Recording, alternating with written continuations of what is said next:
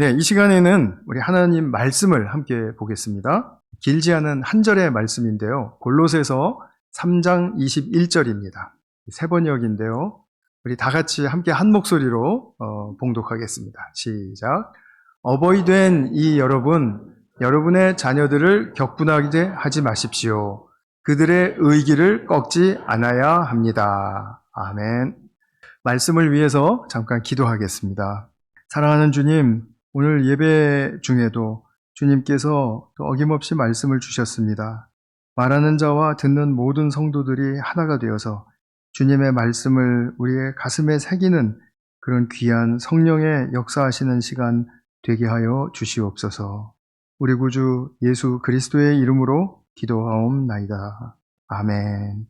네, 오늘은 좀 주제를 내일부터 시작하는 특별 새벽 예배와 연결해서 자녀들 또 2세들의 양육을 우리가 어떻게 도울 수 있을 것인가 라는 그런 내용을 가지고 말씀을 드리도록 하겠습니다. 우리 사람에게는 이제 많은 본분들이 주어지지 않습니까? 그 중에서도 또 중요한 것 하나가 우리의 2세들을 돌보는 일입니다. 우리 집안에서는 자녀들이 될 수 있겠고요. 또 뭐 학교나 직장에서는 후배들이 될 수 있겠고요. 또 우리 선생님들은 학생들이 될 수 있겠고요. 또 우리가 꼭 그렇게 뭐 연결을 짓지 않더라도 우리 지금 이 시대를 이어갈 다음 시대에 올 세대의 우리 자녀들 또는 2세들 이들을 우리가 어떻게 잘 이끌어 주어야 할 것인가는 우리가 참으로 누구나 피할 수 없는 본분이라고 생각이 됩니다. 근데 요즘 시대는 변화와 유행이 너무 빠르잖아요. 그래서 새롭게 등장했다 하면은 그것을 좀 고민해보고 저게 뭐지 하고 알아보기도 전에 이미 그냥 우리들 삶 속에 들어와 있어요. 그것을 하고 있는 사람이 있고 또 그것을 또 행하고 있는 사람이 있고.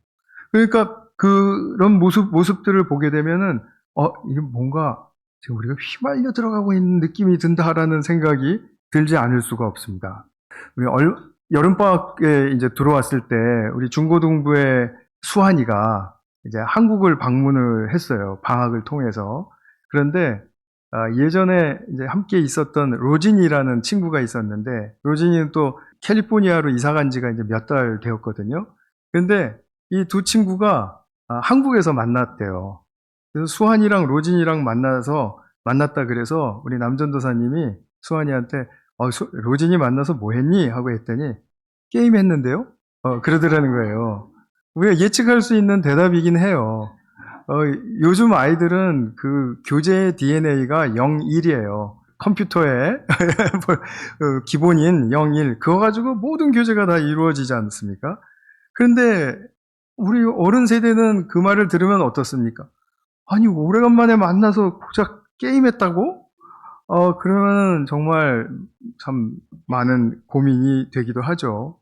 오래간만에 만난 아이들이 뭐 우정이 제대로 꽃피울 수 있을까, 뭐 이런 근본적인 그런 걱정부터 시작해서 게임만 하다니 너무 쾌락 쪽 아닌가, 뭐 이렇게 또 정서 생활은 잘 할 수 있을까? 그런데 사실 이렇게 다음 세대를 위한다고 하는 이 걱정은 어느 시대든지 없었던 적이 없었습니다.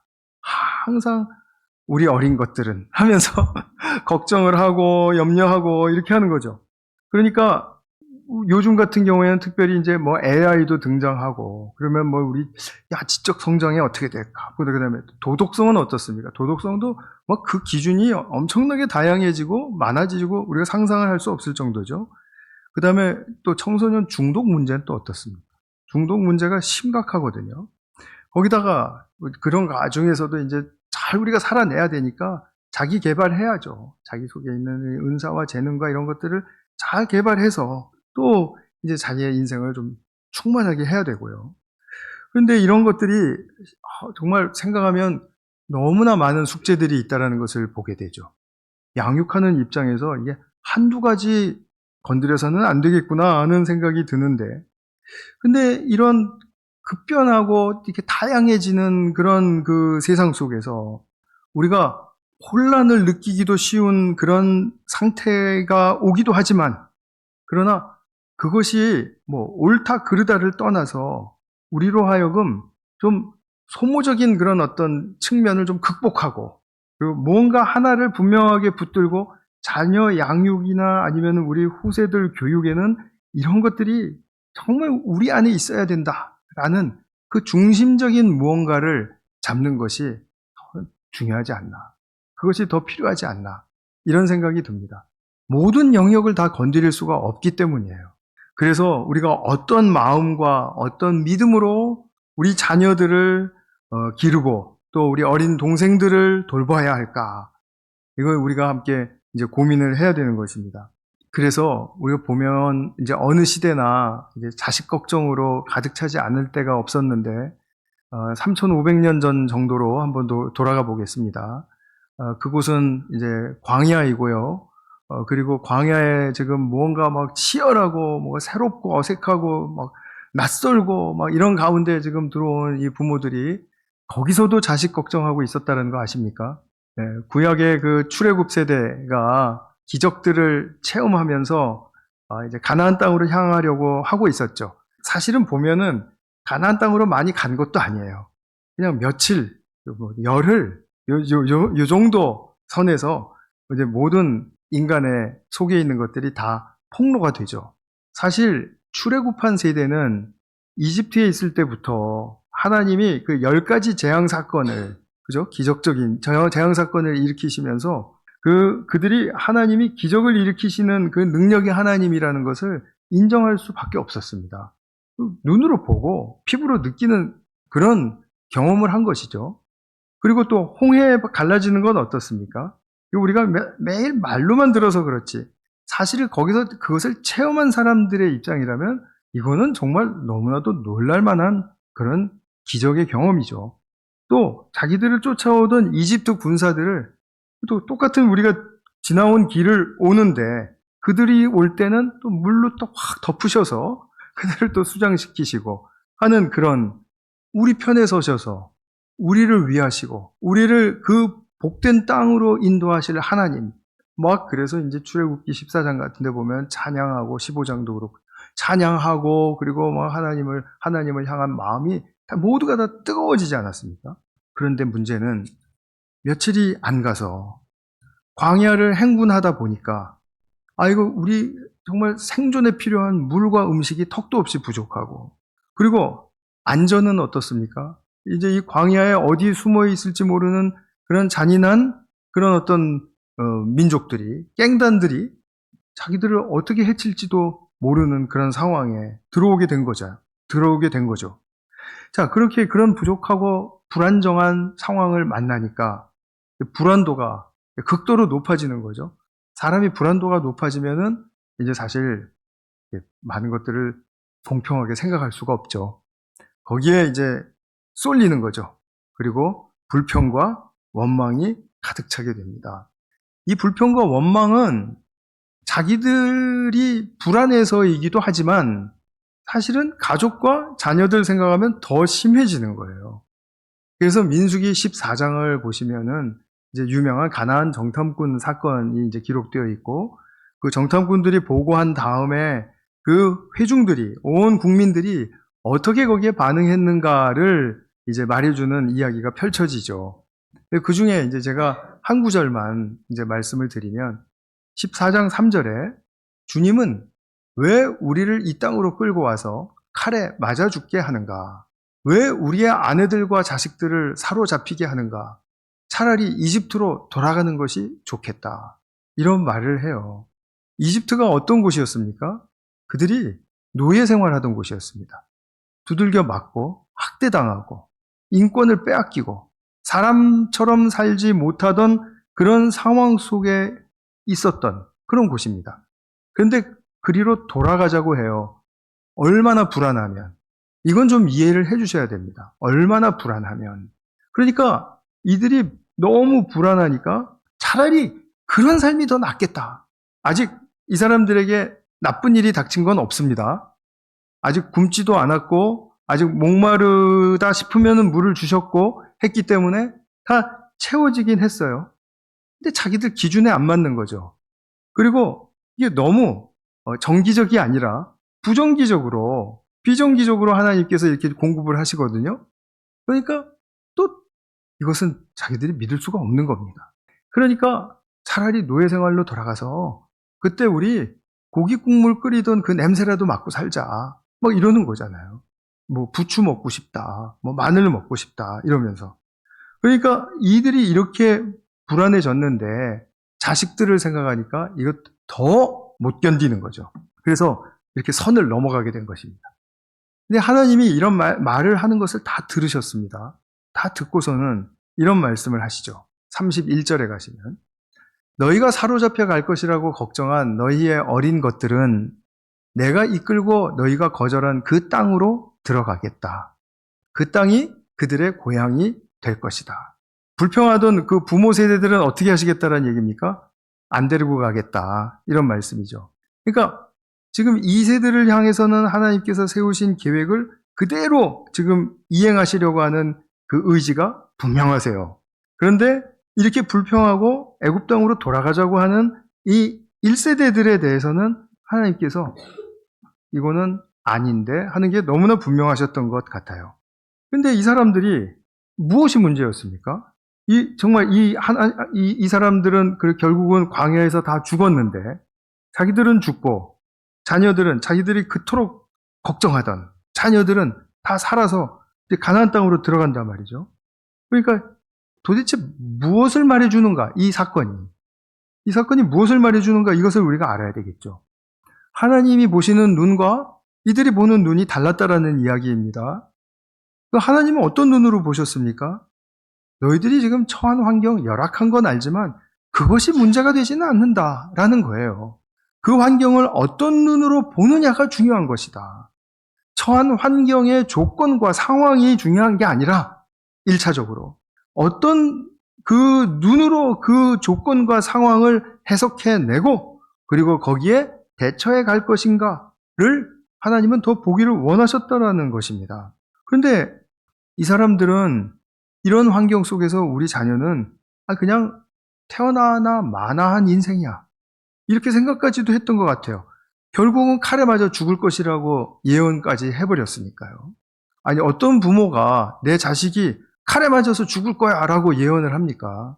어떻게 이런 심한 말이 나올 수가 있습니까? 자기들 나름대로는 얼마나 확신에 찼으면 이런 말이 나오겠냐라는 거예요. 그런데 하나님은 그들의 그런 말을 너무 마음에 안 들어 하셨죠. 그러면서 이 세대를 통해서 너희들이 틀렸다라는 것을 내가 보여주겠다. 즉 무엇을 가르쳐 주십니까?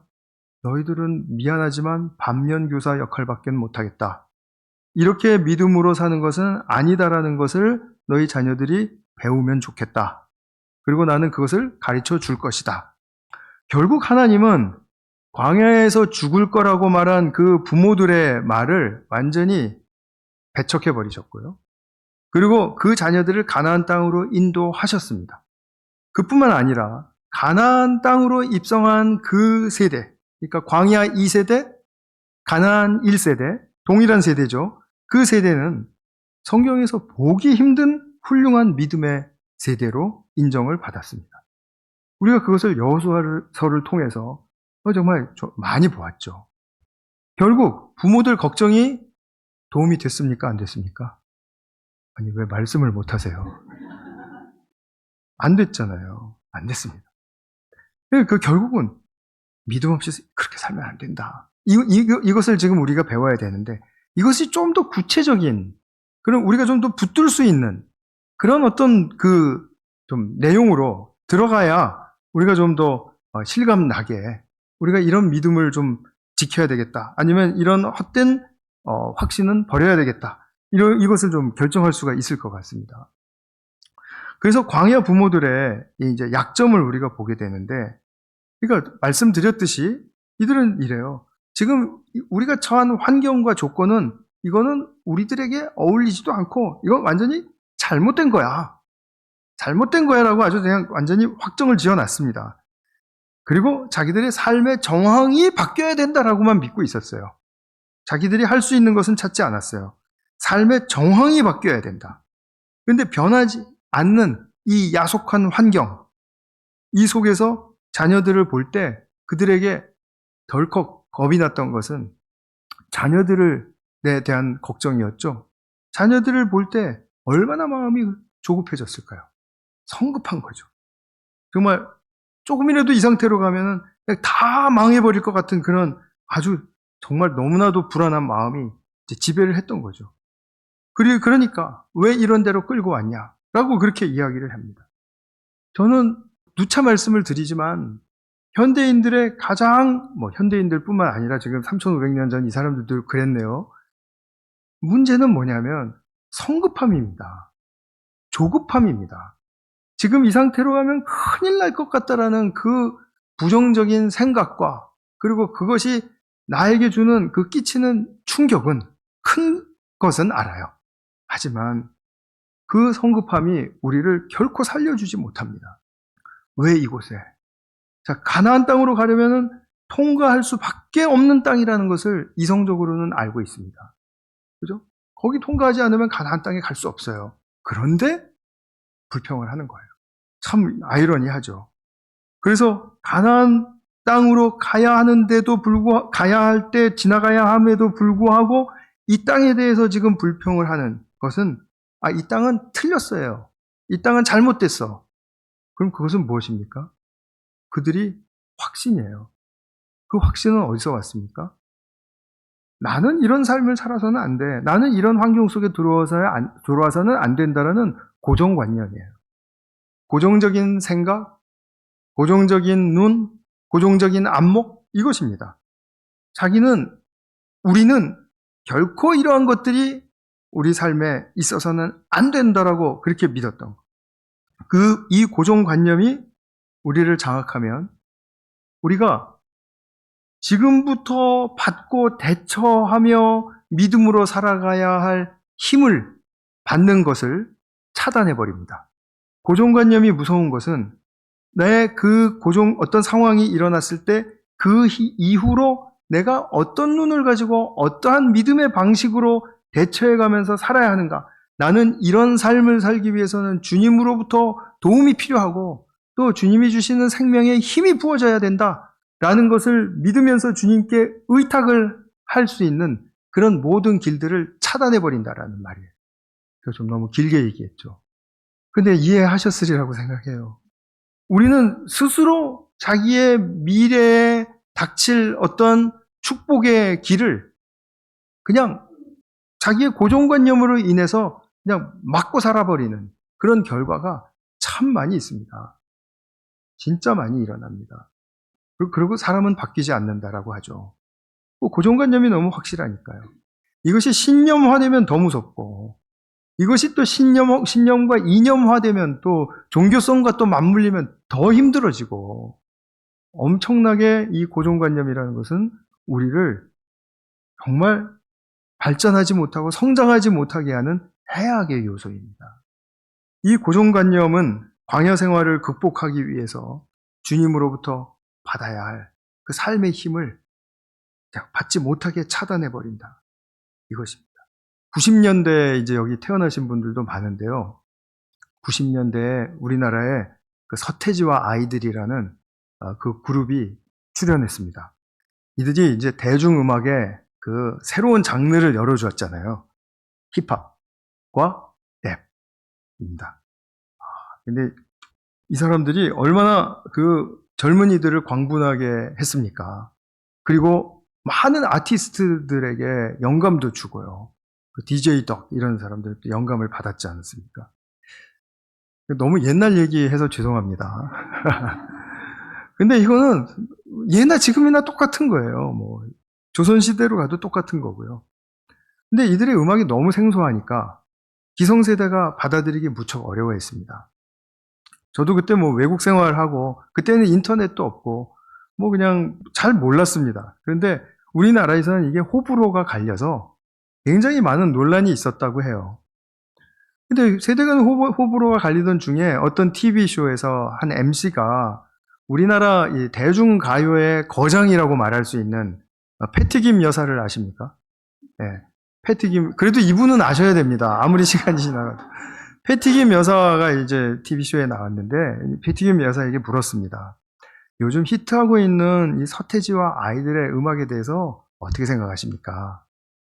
그때 우리 패티김 여사가 뭐 여러 가지 말을 했을 거예요. 근데 그 요지가 뭐냐 하면 그건 음악이라고 볼 수 없죠. 였습니다. 물론 뭐 이런 조언을 했다고 해요. 좀 더 대중이 폭넓게 들을 수 있는 음악을 하면 좋겠다. 내 음악 같은. 이제 그런 말을 암시하고 있죠. 패티김 여사의 그 주관적인 생각은 뭐 그럴 수 있습니다. 근데 자타가 공인하는 그 최고봉에 선 대선배 가수가 그 후배들의 새로운 음악, 그들은 얼마나 고민하며 그들은 이것을 표출하기 위해서 얼마나 많은 시행착오를 겪었으며 이것을 정말 소리를 내서 또는 몸을 움직이면서 아니면 그냥 속사포 같은 말로 하기까지 어떠한 과정과 어떠한 그 자기들 나름대로의 그 착오를 거쳐왔는지 그것을 그들의 그 고민과 그들의 그 심정을 헤아릴 수 있다면 그러면 결국 그러한 과정을 통해서 잉태된 이 새로운 장르 힙합과 랩이라는 이 음악이 그렇게 음악 같지 않게 들리지는 않았을 것 같다라는 그냥 또한 저의 개인적인 생각입니다. 그래서 저는 음악이 아니라는 그런 비판적인 평가, 그 편향적이었음을 부인할 수가 없습니다. 물론 패티김 여사는 아주 위대한 가수입니다. 그건 저는 부인하지 않습니다. 저도 또 사실 서태지 음악을 뭐 처음부터 듣고선 뿅 가고 뭐 이렇게 된 건 아닙니다.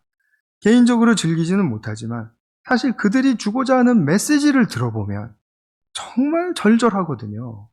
우리가 그거를 어떻게 해? 음악이라는 어떤 고정 형태를 생각하면서 이거는 그 형태에서 그 형식에서 벗어났으니까 음악이 아니다라고 말을 할 수가 있겠습니까? 사실 그래서 저는 많이 좀 실망하기도 했습니다. 그땐 제가 30대잖아요. 혈기왕성한. 아니 어떻게 대선배가 저런 말을 할 수가 있어? 그리고 저도 또 많이 또 흥분하고 그랬습니다.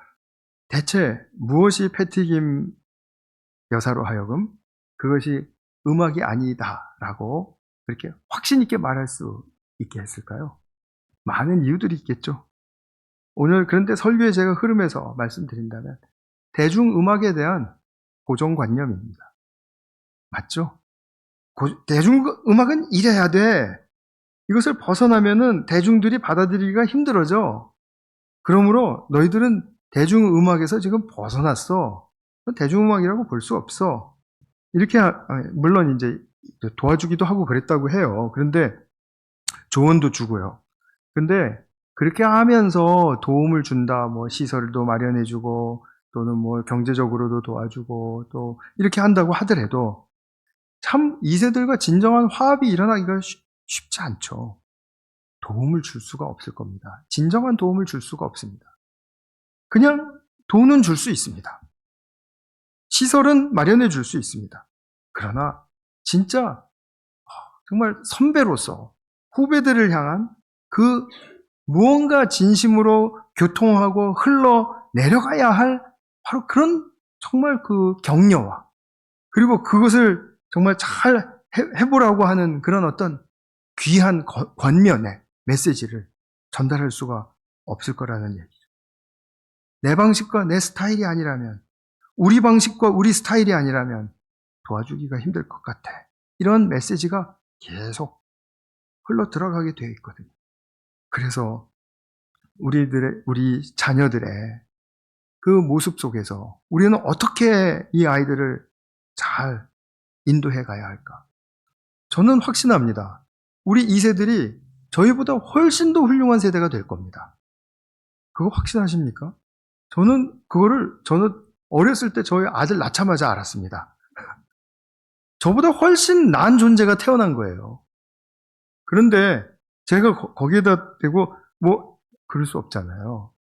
근데 말씀을 들어봐도 90년대생들이 이거 꼭 집어서 얘기해서 죄송합니다. 90년대생들이 양같이 순한 세대라고 그렇게 이제 우리에게 많이 전해 들었어요. 그런데 이 양같이 순한 세대가 무엇이 장점이냐? 좋은 것을 잘 습득할 수 있다. 어른들로부터. 그리고 무언가 자기들이 계획과 그리고 뭔가 일어나는 뭔가가 있으면은 그러면 자기들 그것을 향해서 뭔가 하나님을 향한 그 열심과도 같이 무언가를 향해서 갈 수가 있게 하는 그런 세대다. 분명히 다른 세대가 태어났다라고 그때 좀 앞서가는 분들은 이야기를 했습니다. 저는 그냥 동의를 했습니다. 뭐 그렇게 특별히 뭐 그렇게 뭐 제가 뭐 연구하고 그래서 한 건 아니지만 그래서 그걸 알고 있는데 이런 인정이 깔리지가 않으면 사실은 우리가 말하는 게 그 뭐라 그럽니까? 요새 그 어른들의 그 꼰대. 예, 고마워요. 역시 90년대생은 저를 도와줘요. 꼰대밖에는 못 되는 거죠.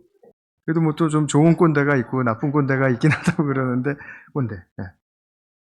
그래서 우리가 이런 것들을 보게 됩니다. 결국은 우리가 아이가 태어나면 그 존재 속에서 우리는 그 아이가 가지고 태어나는 의기를 보아야 합니다.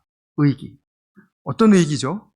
이게 우리가 이제 사전으로밖에 이제 말씀을 드릴 수가 없겠는데, 먼저 사전적 의미는 이것입니다. 기세가 좋은 적극적인 마음, 그리고 장한 마음, 그리고 타고난 기계, 이런 것입니다. 뭐, 다소 내성적인 아이도 있고, 외향적인 아이도 있겠지만, 이 의기를 누구나 다 갖고 태어납니다. 애가 딱 태어나자마자 우는 것을 보면 아실 수 있지 않습니까? 자기가 뭐 어떤 존재라고 그렇게 세상이 떠나가라고 고함을 치면서 울어대겠니라는 것이죠. 이건 그냥 저의 개인적인 생각입니다. 근데 아이들이 만 2살 되기 전부터 자기 자의식을 갖기 시작한다고 말해요. 그리고 이제 조금 더 자라면 정체성을 갖게 되고, 그 다음에 사회성을 배워야 되고, 친구들이랑 노는 그 관계, 그리고 그 상호작용, 어떻게 해야 우리가 좀 더 친해지고 뭐 그런 거죠. 그리고 감정 공감, 제가 아프대, 나도 슬퍼, 이런 감정 공감, 그리고 또 도덕성도 배워야 하고, 많은 것들을 배워야 합니다. 이것들을 어떻게 잘 건강하게 성장시켜 줄 수 있을까? 발달시켜 줄 수 있을까가 바로 양육이지 않습니까? 근데 이 양육이라는 것이 그래서 이제 정말 아주 2살 되기 전부터 이제 일어나는 겁니다. 자의식이라는 것은 자기를 독립적인 존재로 구별해내기 시작했다라는 뜻이거든요. 그러면서 제일 먼저 배우는 말이 뭘까요? 불행인지 다행인지 no입니다. no. 이 no란 말을 제일 먼저 배워요. 그래서 아니라는 건 확실하게 아니라고 부모한테 표현을 합니다. 얼마나 이 정말 적극적이고 정말 타고난 기계입니까? 아니라고 자기 힘도 하나도 없는데 부모에게 딱 큰 소리 치는 거예요. 이 의기를 꺾지 말자라는 겁니다. 누르지 말자라는 거예요. 그래서 이 자녀들의 2살 전부터의 주장 그리고 부모들의 훈육은 여기서부터 이제 부딪히기 시작하는 거예요. 부딪히는 게 아니죠. 많이 부딪히기 시작하는 거예요. 그래서 여기서부터 이제 우리가 양육의 힘든 그런 모습들이 이제 튀어나오게 되는데, 제가 이제 유튜브를 이제 여러분들도 그러시겠지만 종종 보다 보니까 거기에 그 김창옥 강사라는 사람이 자주 등장을 합니다. 참 재밌게 말을 핵심적으로 잘하는 분이라고 생각이 들었어요. 그분이 이제 또 뭐 여러 군데 다니면서 강연도 하고 그러는데, 한 번은 군대에 강연을 갔답니다. 근데 이분은 그 소통 전문가입니다. 어떻게 하면 잘 서로가 통할 수 있을까? 소통 전문가. 그래서 이제 군대에 가서 이제 강연을 하고 났는데, 한 지휘관이 그러더래요. 군대에는 군인들이 이 사기가 높아야 되고, 또 군기도 잘 세워져야 하는데, 이 2가지를 동시에 세우는 것은 정말 힘든 일입니다. 이렇게 말을 하더래요. 그래서 그게 무슨 말입니까? 그랬더니, 그 아이돌 그룹이, 특히 이제 걸그룹이 와서 이제 공연을 하면은 군인들의 사기가 그냥 확 충만하게 올라간다는 거예요. 그런데 보면은 군기는 형편없이 그냥 막 바닥이라는 거죠. 그런데 가끔 이 사단장이 이제 방문을 하게 되면 이 사병들의 군기는 그냥 완전히 바짝 세워진다라는 겁니다. 그런데 사기는 너무 떨어진대요. 그래서 군기와 사기를 동시에 잡는 것은 너무너무 힘든 일입니다. 라고 이야기하더라는 겁니다. 저는 오늘 본문을 보면서 자녀들의 사기, 이 의기를 누르는 양육자가 되면 안 되겠다라는 생각을 했어요. 군대에서도 이러면 안 되는데, 그죠? 근데 사물며 우리가 한 인격을 대하고 그 인격 속에서 성품이 자라야 하고 또 모든 관계를 잘 배워가야 하고 그리고 그것에 필요한 것들을 잘 채워줘야 하고 그것이 잘 배워져야 하고 하는 그런 과정에서 이 의기가 확 눌려버리게 되면 짓밟히게 되면 어릴 때부터 아는 겁니다. 아, 우리 부모에게는 말을 해도 안 통한다. 그래, 이런 말까지는 내가 하자. 아이들이 굉장히 영리하거든요. 이런 말까지는 하자. 그러나 이 말 이상은 하지 말자. 분명히 올 대답은 똑같은데 뭐. 그러니까 온전한 양육이라는 것이 우리의 양육자의 입장에서 무엇이 좀 도전을 받아야 되겠습니까? 세상은 이런 것이야 라고 가르치는 거. 인간은 이렇게밖에 안 돼 라고 고정관념을 가진 것. 너 이렇게 하지 않으면 너 광야 부모들은 칼에 맞아 죽는다라고 했는데요. 너 살아남지 못해. 이거 다 정말 솔직히 강하게 말씀드리면 저주에 해당하는 말들입니다. 이 말들을 다 피해갈 수는 없죠. 그러니까 우리가 다 똑같은 오류를 범하는 사람들이라는 것을 인정을 하셔야 되고요. 그러나 이것을 어떻게 해서든지 내가 필사적으로 줄여야 되겠다. 나의 이 고정관념이 힘을 내지 못하도록 내가 정말 주님께 엄청 붙들려야 되겠다. 이 각오가 서지 않으면 신앙은 신앙이고 기적 본 건 기적 본 거고 하나님 말씀 듣고 믿는 건 믿는 거고 또 자녀들에게는 아 이런 상황은 아니니까 광야 부모 뒤를 쫓아가는 거죠.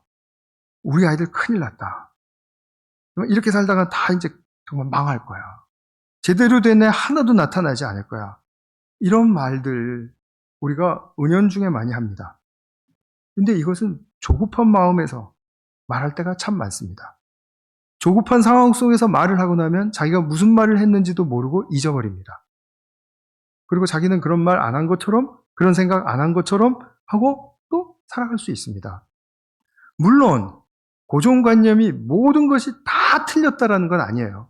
그러나 이 방식의 문제를 보자라는 겁니다. 방식의 문제. 고정관념 속에서 주장하는 것이 옳은 것도 있습니다.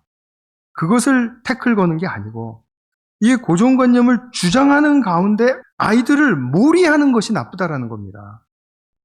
그래서 우리에게 가장 필요한 것은 뭐냐면 우리가 고정관념을 깨는 것입니다. 고정관념을 깨면 내 마음속에 축복의 새 길이 열립니다. 무슨 축복인지 아십니까?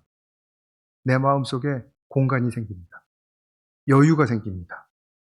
다시 그를 두 번 볼 수 있는 마음의 넓은 눈이 생깁니다. 깊은 눈이 생기고요. 그렇게 하면은 이 아이들은 나의 그 공간에 들어와서 살아가기 시작합니다. 이것을 방목이라고 합니다. 방치와 다른 것은 뭐냐면 방치는 그냥 아무런 배려 없이 아무런 고려 없이 그냥 속된 말로 내깔겨 두는 거예요. 그런데 방목은 뭐냐면 그 아이들이 자랄 수 있는 그 환경과 그것을 내 마음속에서 기경해 주는 거예요. 기경한 다음에 기경한 그 울타리 안에서 마음대로 살아. 이것입니다. 그러니까 부모가 또는 양육자가 이 울타리가 넓게 쳐지면 쳐질수록 얼마나 더 훌륭한 양육을 할 수가 있겠습니까? 양육은 테크닉이 아니라 자기 자신을 돌보고 성찰하는 데서부터 바르게 일어날 수 있습니다. 그래서 이것을 우리가 잘 생각하는 그런 우리 크리스천 부모들이 또는 크리스천 선배들이 되었으면 좋겠다라는 생각을 멈출 수가 없습니다. 아이들이 부모 말을 안 듣는 것 같지만 다 듣지 않습니까? 근데 정말 마음으로 듣고 따르는 그런 일이 있을 때 엄마 아빠가 정말 너무 훌륭한 말씀을 해주셔서요. 제가 정말 엄청 감동받았어요. 그러고서는 막 엄마 아빠를 칭찬해 주는 일이 있을까요? 없을까요? 그런 일은 없습니다.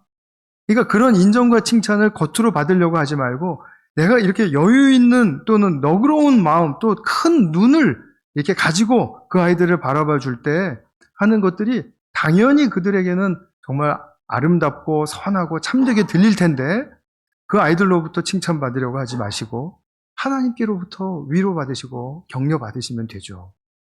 그러면은 그것은 아이들과 나와의 관계가 뭔가 지금 좀 연결됐어. 뭔가 지금 통했어. 아무런 말을 안 해도. 그걸 우리가 느끼게 되는 거죠. 그래서 우리가 항상 옳은 말을 하는 게 중요한 게 아니라 세워주는 말을 하는 것이 중요하다라는 것을 말씀을 드리고 싶어요. 이번 주간에 이런 고민들을 우리가 함께 격려하면서 좀 같이 할 수 있으면 좋겠습니다. 비난하고 비판하고자 하는 게 전혀 아닙니다. 우리는 이 그물을 피해갈 수 있는 사람들이 아니기 때문에 다 우리가 이 그물에 빠져 있다는 것을 인정을 하고, 그리고 우리가 하나씩 하나씩 실타래를 풀어가듯이 이렇게 양육의 길을 열어가 보자라는 그런 말씀을 드리고 싶습니다. 주님이 원하시는 이 양육의 길이 우리 모든 가정에 활짝 열릴 수 있기를 축원합니다. 기도하겠습니다. 사랑하는 주님, 감사합니다. 예나 지금이나 정말 자식들 걱정은 끝이 없고 참으로 많이 그 강도도 센 것 같습니다. 그런데 주님이 우리에게 이런 환경과 또 우리의 삶의 조건들, 자리를 허락해 주셨을 때는 다 목적이 있고 그리고 이유가 있어서 주셨던 것을 우리는 기억하고 그리고 인정해 드리기를 원합니다. 그래서 우리가 스스로 그런 나쁜 조건이라고 생각하는 것들 또는 정말 열악한 환경이라고 생각하는 것들에 부딪힐 때마다 하나님은 이 상황을 어떻게 보시고 또 우리를 어떻게 인도해 가기를 원하실까를 생각할 때 먼저 나의 고정관념을 좀 양보하는 그런 훈련, 그리고 그것으로부터 좀 자유하는 그런 축복, 그것을 예정하고 계셨다라는 것을 우리가 믿고, 그리고 상황 속에서 정말 그 큰 믿음의 길을 열어가며 살아갈 수 있는 저희 모두가 되게 하여 주시기를 간절히 소망합니다. 주님, 우리는 이제 2세들을 맞으면서 참으로 이제 고민할 때가 많습니다. 그럴 때마다 그 아이들을 향한 고민도 중요하겠지만 나를 볼 때는, 나를 성찰할 때는 과연 무엇이 건드려지고 무엇이 고쳐져야 할 것인지 거기에 대해서 큰 통찰을 얻고 주님께 의탁하는 저희 모두 되게 하여 주시옵소서. 우리 구주 예수님의 이름으로 기도하였습니다. 아멘.